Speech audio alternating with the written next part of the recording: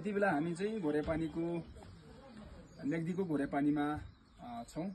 यति बेला हामीसँग आयुषा होमस्टेको प्रोप्राइटर दाइसँग म थोरै कुरा गर्न गइरहेको छु। स्वागत छ यहाँलाई। धन्यवाद। खास गरी तपाईको यो घोरेपानी यो एरियादेखि माथिको पुन हिलसम्म राम्रो खालको चिटिक्कै बाटो बनेको छ। हजुर हैन? यो बाटो बन्नलाई तपाईले थोरै कसरी बनाउनु भयो? यसमा सरकारको केही लगानी छ या तपाईहरुले आफै समुदायले बनाउनु भएको? हैन, सरकारको केही लगानी छैन यहाँ है।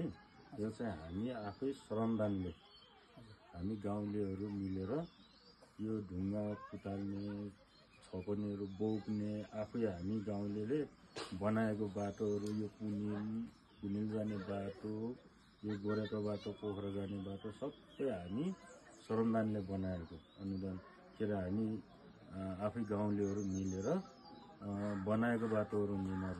सरकारको केही त्यो लगानी सगानी केही छैन है। त्यसो त पर्यटन क्षेत्रलाई प्रवर्धन गर्नको लागि समुदाय आफै लाग्नु पर्दो रहेछ भन्ने कुरा चाहिँ हामी आफै प्रमाण गर्नु। हजुर, हामी आफै लाग्नु पर्छ। सरकारले बाहिरको अरू आएर त केही पनि गर्दैन है। गरी गर्छ, अब गर्नु लाग्यो भने खुट्टा तान्ला है। त्यस्तो सहयोग चाहिँ गर्दैन कि हामी आफै एकजुट भएर हामी गाउँले एकजुट भएर थोरै छोटकरीमा हामी बिहान मात्र चाहिँ यहाँदेखि माथि पुन हिलसम्म हिँडेर गयौँ। बाटो एकदम चिटिक्क बनेको छ। माथि चाहिँ भ्यू टावरहरू, संरचनाहरू बनेको छ हैन। त्यहाँ चाहिँ विभिन्न डोनरहरूको चाहिँ लगानीमा त्यो बनेको हामीले देख्यौँ हैन। त्यो पुन हिलको चाहिँ कन्सेप्ट चाहिँ कसरी आयो? त्यो पुनिलमा त्यो जुन अब डोनरहरू अब छ नि, त्यो चाहिँ पुनिलको जुन पहिला काठको पुल के अरे टावर थियो, त्योलाई चाहिँ राम्रो बनाउनको लागि जुन अहिले भइरहेको टावर छ नि, त्यो बनाउनको लागि अब के अरे अरू आफ्नै हामी घोरेपानी प्लस उसको आफ्नो मान्छेहरूले सहयोग मागेर बनाएको टावर हो। बाँकी बाटो यताउता सबै त्यो अब हामीले अब घोरेपानी बासिन्दाहरू मिलेर बनाएको है। पुनिल बनेको चाहिँ पहिला अब यो लामो छ है। त्यो पुनिल चाहिँ एउटा टेक बहादुर मेजर भन्ने यहीँको मान्छे, उसले नाम चाहिँ त्यो राखेको हो है, पुनिल भनेर।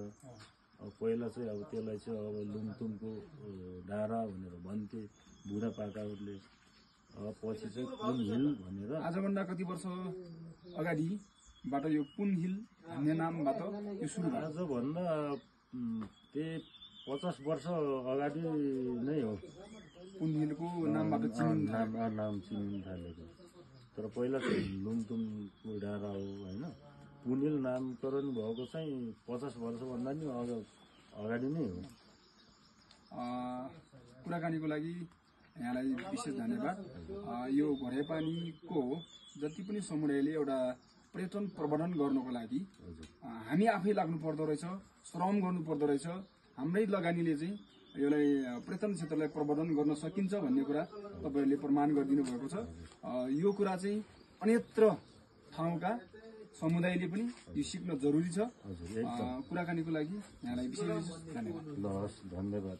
अबदेखि हाम्रो होमस्टेलाई अब सम्झेर खोज्दै आउनु तपाईँहरूलाई चाहिँ धेरै धेरै धन्यवाद है।